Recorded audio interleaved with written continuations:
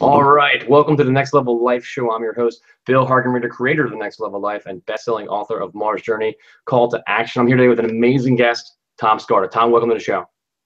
Hey, how are you? Thanks, Bill. Yeah, doing good. So Tom and I are friends. We've been working for a while. Tom's a motivational speaker and he's a franchise expert, but I got his bio right here, so I'm going to read that for you.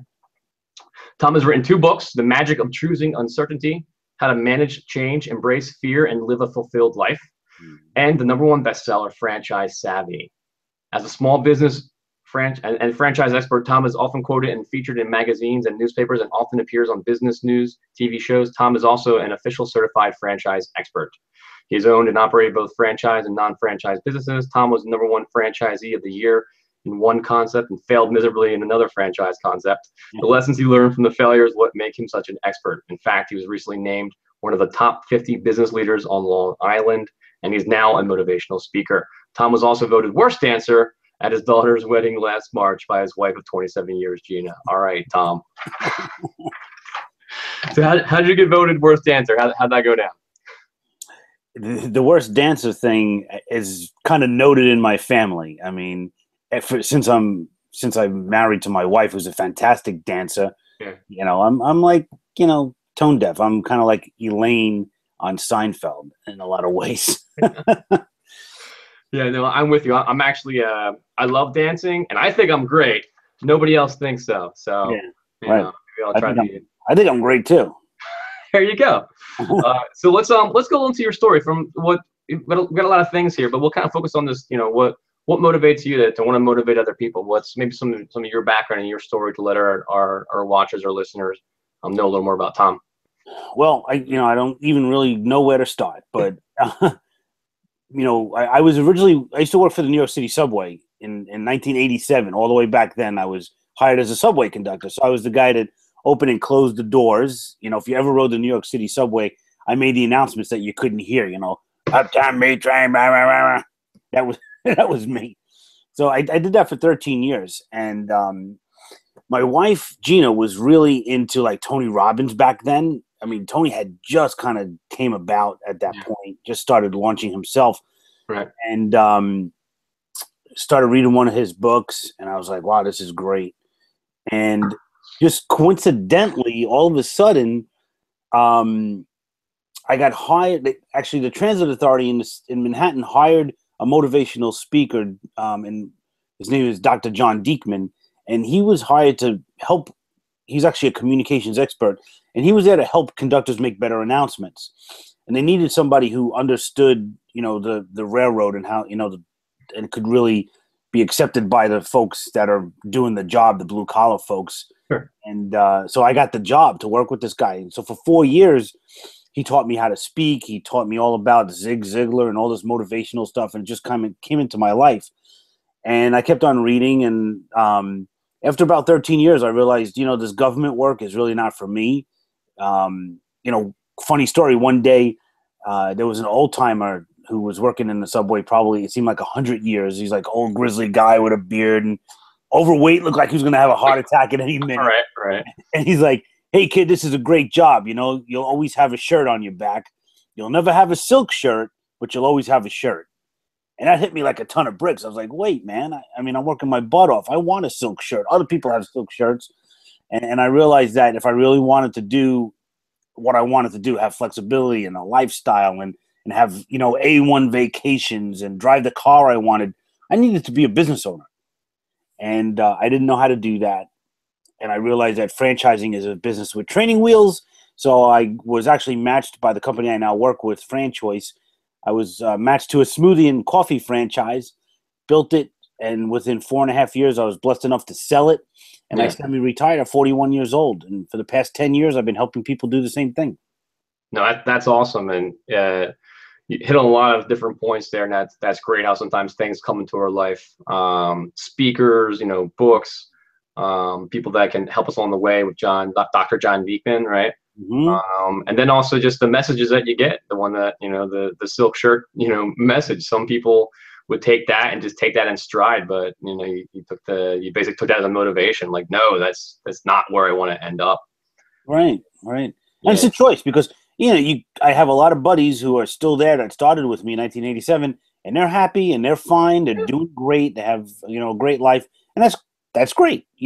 That's the nice thing about choice. That's the nice thing about life is you have choices, and the nice thing about living in the United States is you have a lot of choices to do a lot of things. Yeah, no, absolutely. Like my father's worked. He's a foreman in a oil refinery for the last 30 years or so, and before that he was a machinist, and raised 7 kids, and but he's happy doing that type of thing. And then not everybody is happy with that, so there is those choices, and sometimes you have too many choices, and you get kind of paralyzed, and that's why we're talking more about the franchising stuff in the second half of our segment, because part of the next level of life is about taking yourself, your health, and your wealth to the next level, and a lot of that is through the avenue of lifestyle entrepreneurship.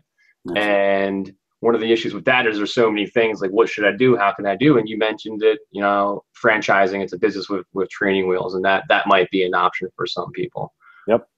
But let's talk about, I always like to talk about books. I got my books back there. Books can help you see a vision for a better future, help you get out of a tough time, or just be entertaining. What are maybe some books that you read that either you just really enjoyed or maybe were very influential and helped you along your path? Again, where do I start? Oh my goodness. So my library is just on the other side of this computer screen. And I always, somebody said in passing to me once, you can always judge a person when you go to their house. The first thing you should do is look at their library and see where they're at. And it's interesting to think about that for a minute.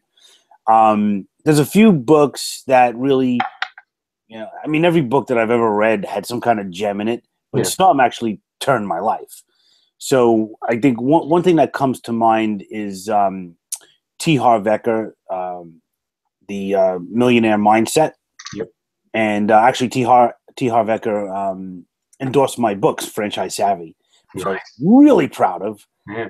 And in his Millionaire Mindset, he drilled down to some things that were really stopping me. When I was growing up, my dad was a civil servant. He was a New York City cop, basically.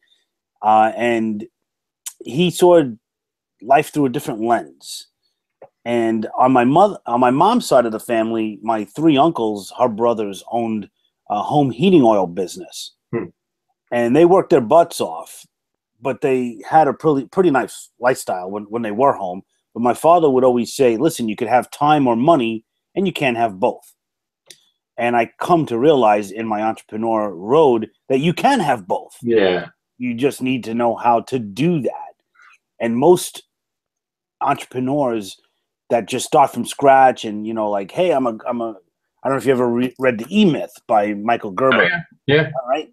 So, he talks about, I love, being an auto mechanic and I'm great. I don't want to work for this jerk. I'm going to start my own business.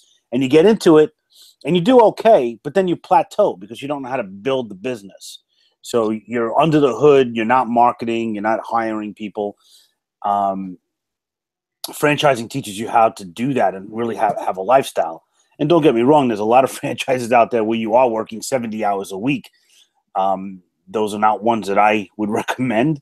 There's so many others that you could really have a really nice lifestyle, being like a B2B type atmosphere where you're working with other businesses, 9 to 5, Monday through Friday, no nights, no weekends, no holidays, and you're selling a service or a product. I mean, there's so much to talk about in that realm, but the books, there's some books that I consider Bibles out there, like Think and Grow Rich, The Magic of Thinking Big. What's funny, Bill, is that all those great titles have the word think in it. That's interesting. Mindset thing. Yeah. It starts with your mind, mind every time.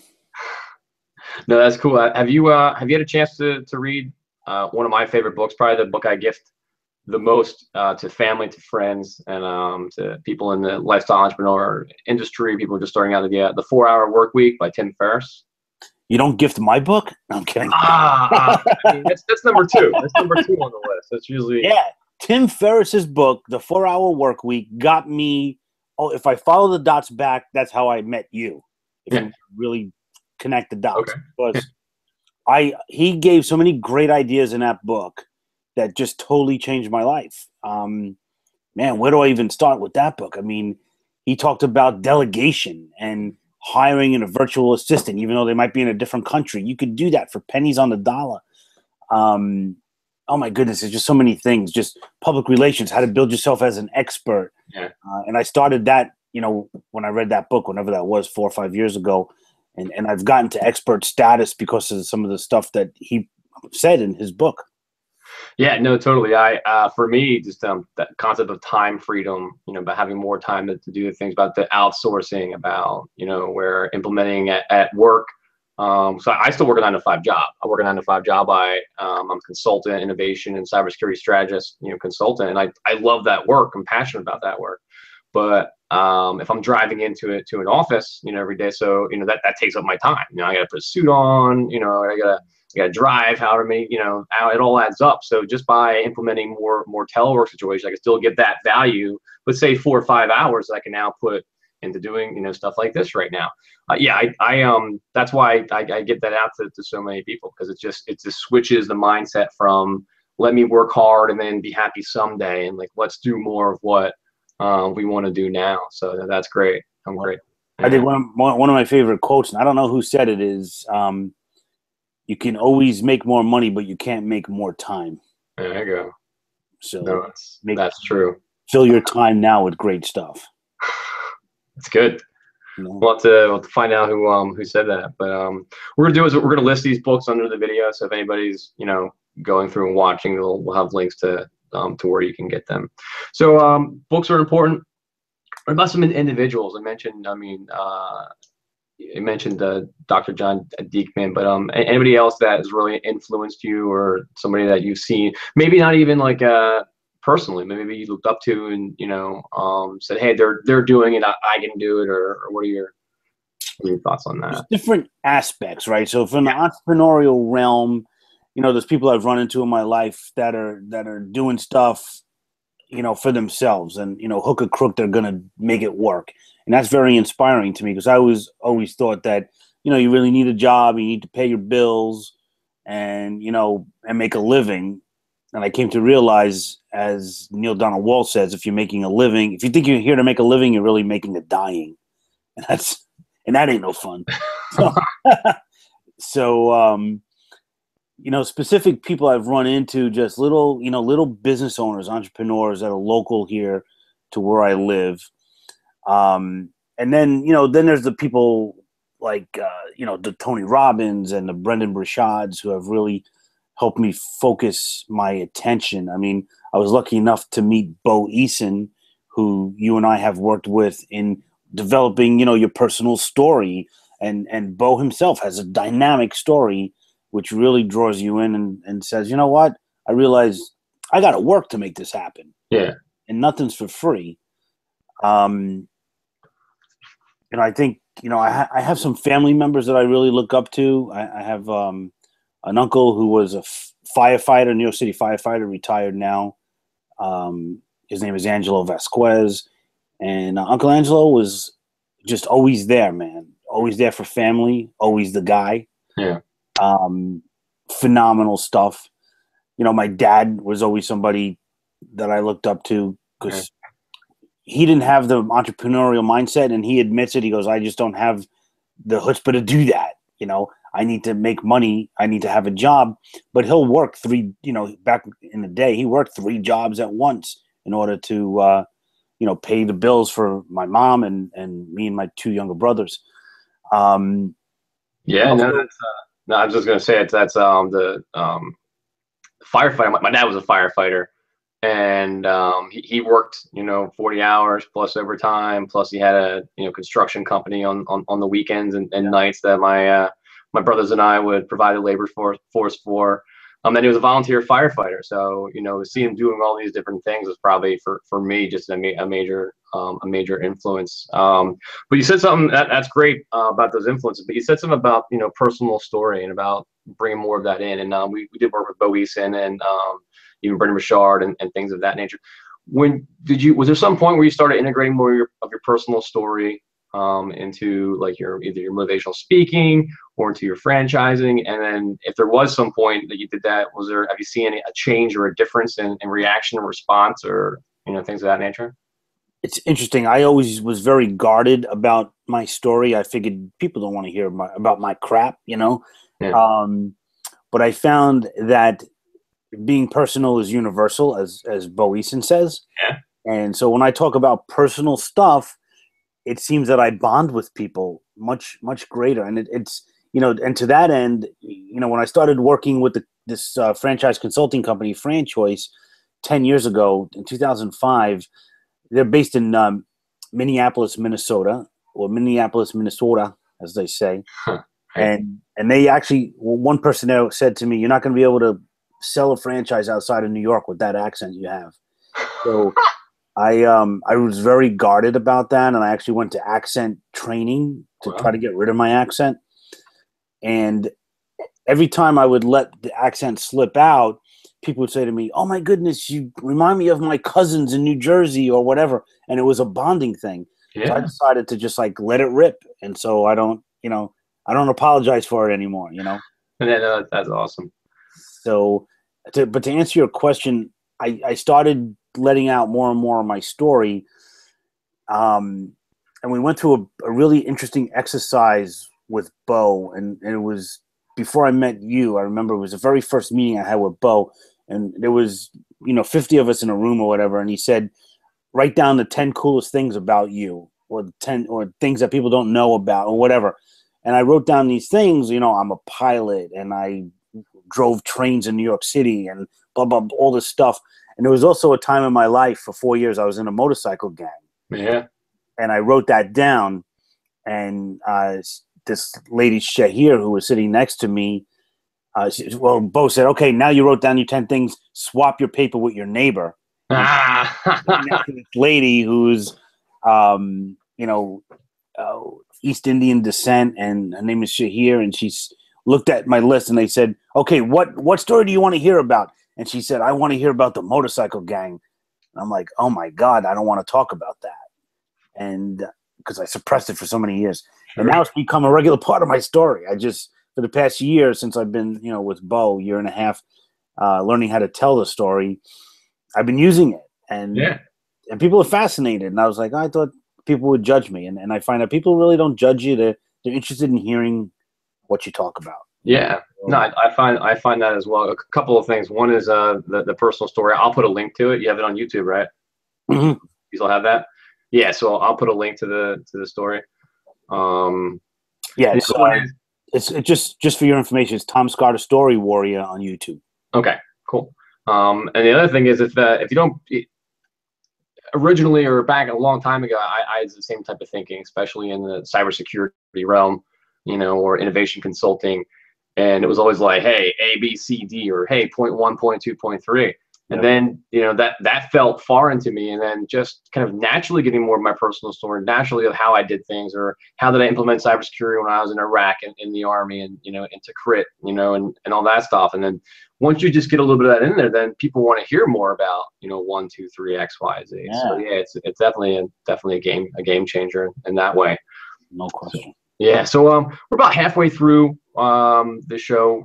So I wanted to give people some more information about franchising itself. We already kind of talked about business on training wheels. But for people out there who are looking to do, they might have a 9-to-5 job like myself, but then also have a successful business or want to build a successful business in addition to that.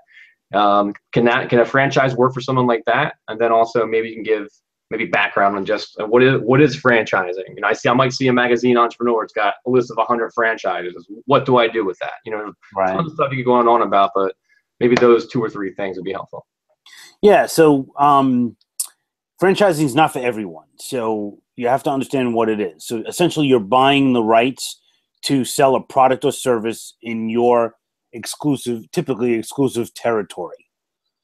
That is like the Webster Dictionary definition of franchising.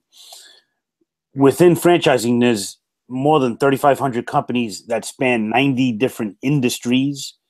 89 industries have nothing to do with food, which is always the first thing that comes to your mind. McDonald's and Subway, of course. Yeah. But there's so many things that you can do that would be so much better for someone. And within all of that, there are different types of businesses. So There's, you know, a very hands-on type business where you're almost buying yourself a job, which I don't recommend, because if you can't build a business and sell it, then it's not really a business. And that's kind of a definition, kind of a loose rule of thumb. Yeah. You want to be able to have a business where you build equity and you sell it for 3 times what you paid for it whenever you get ready to sell it, or you keep it and let it pay you dividends into your retirement, or you hand it down to your kids. You know, what I do is very dictated by the economy. So, you know, in the Great Recession in, you know, 2008, 2009, 2010, people were coming to me in droves to buy franchises because they couldn't get a job. It was mostly people that were in their 50s that got downsized. They were too old to get a job. Yeah, no, it's interesting. Yeah, the average age of somebody buying a franchise went from 42 years old to 56 years old in about 18 months. Yeah. No, and that's cool. The idea of the recession. I was almost thinking that you were going to say, you know, business franchising went out the window, but you're saying it actually picked up. Countersecular, absolutely. And now what's happening is people are getting jobs, but everybody knows that the hammer is going to drop. Typically, in about 3 to 4 years, they will lose that job again. So people are buying what they call semi-absentee businesses, which are built specifically to operate as a side venture. So you have to be good at delegating because you're going to run that business through a manager. So that's what I'm doing almost, you know, putting people in those businesses probably 75% of the time right now. Yeah. Taking notes. So that's good stuff to think about. It's like an insurance policy. And, you know, I know your next question is probably going to be, what's the hottest franchise out there? And that's actually that's a good one. But let's just take this back to your exit strategy, and it's great to have it up front. So let's say you're buying the rights, you're getting the business started, you're 3 years down the road, then you if you set things up properly on the back end, like equity, you build up equity. So are you selling then shares? You're selling the business. You're selling the business plus the rights. How's that? How are you making that exit if you wanted to do a sale? The exit for me was just to sell the whole kit and caboodle to another buyer. Yeah. And they buy in, so they're buying into cash flow. They don't have to build a business. So you're getting paid for having put in the blood, sweat, and tears to make the thing really hum. Yeah. So it's interesting. And the other thing, people are like, oh, I just want to buy a business that's up and running and doing great. And in franchising, a lot of times what happens is a fellow franchisee in the next territory will buy your franchise. Yeah. They'll just expand that way. So a lot of times if you're looking for a franchise and you want to buy something that's already up and running, they're hard to find. They're hard to find good ones. You can find a lot of ones out there that are not doing well. Yeah, sure. But the ones that are really doing well, they never hit the street. They get bought up by the franchisees that are already in the company. I got you. Good to know. So yeah, so now what's the hottest franchise out there? So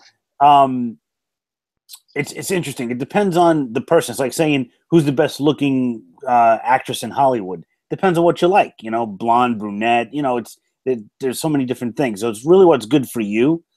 You know, I'll make a prediction right now that the thing you're going to see over the next 2 years is personal pizza places in every town.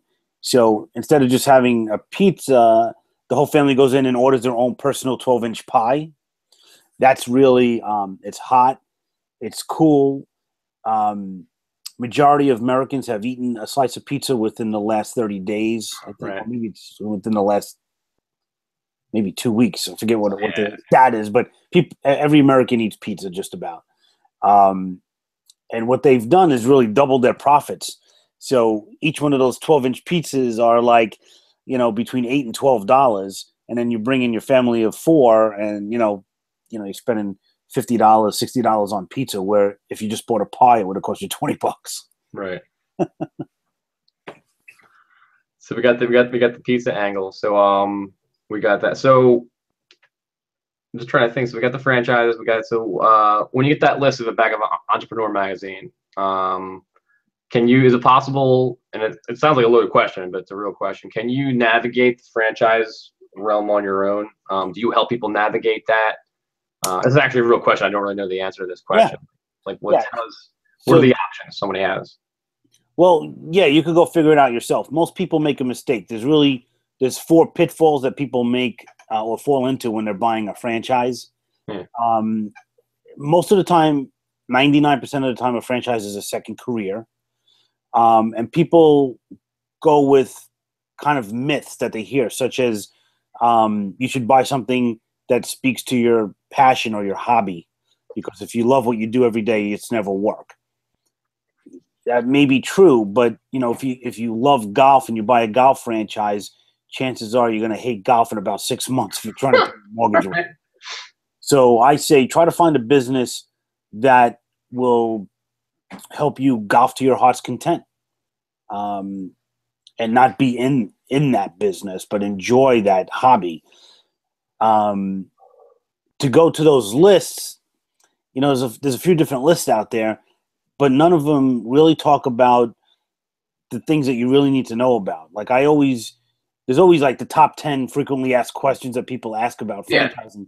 I help people with the top 10 questions they should be asking, which you wouldn't know unless you're in the franchise world. Yes. So you got to make sure that there's no litigation against the company. You got to make sure that the leadership team is franchise savvy, not to use my title, but the thing, like, if a franchise company is boasting that their new CEO was the former CEO of some Fortune 500 company, that's not a good thing. That's a bad thing, because the person doesn't know how to do support in every corner of the country. And that's what franchising does, is they support their franchisees, research and development, help those people expand. So there's really 8 criteria that I look out for in a franchise that would make it not a good franchise, but a great franchise. Because if you're going to put in money, and it's a lot of money, for me, it was my life savings when I did it. Yeah. You want to be in with a great company and not just a good company. Yeah, so you mentioned 2 of them. So check for litigation. Make sure that the leadership team is, franchise savvy. What would be like maybe the third one? So we can give a top 3. We'll put that in the notes below as well. That's a great idea. So in the 8 criteria, so the top 3 for me would be the training. The training and support is important, because there's a lot of companies that will train you and then send you out to the wolves. There's other great companies that will train you and hold your hand as they bring you out there, and then do ongoing training every month for the perpetuity of your franchise forever. That's a great franchise. Yeah, so I got the litigation check, which is pretty important. Everybody would think of that, franchise savvy leadership, and then the ongoing training and support. So no, that's awesome. I know we'll put the link to your YouTube channel. You got tons of free videos on being franchise savvy. Got your book as well. But we're kind of come to the wrap up phase here. So what are some things you let the audience know about, some next projects you're working on? Pretty much anything you want. What do you got going on? So what I'm in the midst of just getting launched is something called the Franchise Academy. So the website's thefranchiseacademy.com. So on there is going to be everything soup to nuts on how to figure out a franchise, how to get into it, how to do the investigation to find the right one for you. The most important thing, which I don't think is out there at all, I couldn't find it, is once you're in the franchise, what do you do? How do you become a top performer? And that's really where the Franchise Academy is going to kick in and help people be the best of the best, to use a lot of principles that you and I have learned over the years and what we do. Yeah. So that's going to be the Franchise Academy. I'm really excited about it. No, that's awesome. Definitely worth checking out. That's a pretty cool. Glad you got that. You got that URL as well. That's a good one. Yeah. Yeah. And one of the things we talk about, Tom, putting together training. I've got training. My wife's got training. We go to training. So even as you're becoming successful or starting your lifestyle entrepreneur business, we're always training. You're always learning. If you stop learning, then you're pretty much you're behind the times. So you gotta know what's happening. What happened last year? What's happening right now? You never know when Facebook's going to change an algorithm for their ads. You never know what's going to shift. So you always got to be learning, and that's great. You're putting together that information into the Franchise Academy. Yeah. So That actually ties into one thing I want to talk about real quick is my wife Danielle and I we're an amazing team. We work together on our business. We work together. We train. We don't do everything the same. She focuses more on the health and wellness. I focus more on the entrepreneurial angle. But I know that you and your wife Gina, you guys got a really good relationship as well. You want to kind of give us a little bit more background or tell how you guys work together? Or Well, yeah, I mean, Gina's the positive one. I'm the negative one. So that's good cop, bad cop. yeah, exactly. Right. And coincidentally, she was a New York City police officer for 20 years. There you go. All right. Yeah. But she's always the one that kind of pulls me out of the negativity when I start going down that slope, which is very slippery. How'd you guys meet? We met in college, Okay. community college in Brooklyn. Yeah, it was a very unlikely match because I was like the rocker kid driving a motorcycle to school, and she was the old. She stepped right out of the set of Saturday Night Fever. I mean, big hair and all that stuff. And we were a very unlikely couple, and we stayed together like all these years, even to my dismay sometimes. But it's interesting because when we got into the smoothie franchise, we worked together, and we learned a lot about each other working together. Not always a good thing. And now we're doing a seminar on it's called How to Work with Your Spouse Without Killing Them. Nice. So there's a lot of different things that people need to know going in and working together, because it's different than living together. It's different than dating. I mean, when you're working together and then you have to go home and live together, there needs to be a separation. There's a lot to know, because a lot of couples go into business together and get divorced. Sure. I believe it. So we're helping people in that realm. Yes, that's actually something you guys are putting on your seminar. Yeah. Awesome. No, that's great. And that's I had to work through some of those different challenges as well with Danielle. So I'm a project manager by trade, and a lot of times when in the past, and we've worked on it now, how to kind of separate those different roles. But I would be a project manager, and I wouldn't want to project manage my wife, and things wouldn't get. I'm like, I project manage all day long. I don't want to task you out. So now we have a system where any projects we put up on a big board. So it's all visual, it's all on display. We plan it out together. We put it up there. So then it's not her being beholden to me, the task manager. Now it's like, boom, for us to work on together. But that took a couple of years to figure out. And, in the meantime, that was definitely a lot of stress. So I'm sure you guys probably talk about some of that stuff in your seminar. Yep. Exactly. That kind of stuff. Yeah. And it's really personality driven is what we talk about. You have to learn your own personality in order to understand what other people's personalities are. And then you could understand how to treat a person once you understand what their profile is. But you have to understand your profile first. Sure. And because it used to drive me crazy, because I'm like the anal type, where my daughter makes fun of me all the time because she can ask me something about, where is, XYZ? And I'll say, in the basement, in the file cabinet, in the drawer, third drawer down, blah, blah, blah. And I know exactly where it is. And it could be 20 years ago, and I still know where it is. Sure. Yeah. My wife, on the other hand, doesn't know where her car keys are, and it drives me crazy. Gotcha.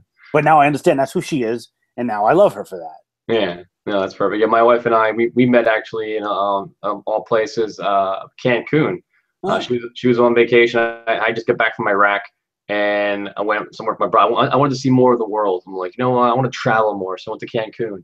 And we ended up meeting up, and we clicked. And I was living near Atlantic City, and she was living near Philadelphia. And after our fun night we had together, I was like, "Hey, give me your number. I'll call you when you get back." She's like, "Yeah, right." I'm like, "No, seriously, give me your number." And I called her when we got back, and a year later we got married. So you never know where that could lead. Great story, man. Yeah. Hey, before I forget, and before we end the series, I just want to say thank you for the service, man, because that means a lot to me. In my heart, I really thank you for that. So I appreciate that. Thank you. A big thing. And this has been a great show. I've learned a lot more about you, a little more about what you do. So this has been great. So we're gonna wrap things up. Thanks for coming on, Tom. Bill, my pleasure, man. It's an honor. Absolutely. Awesome. So we're going to wrap things up. We're going to put all the links, all the books, all the things we talked about below. If you liked this video, please give it a thumbs up, a like, subscribe for more updates, and hopefully we'll see you on the next video. All right. Take care. Bye.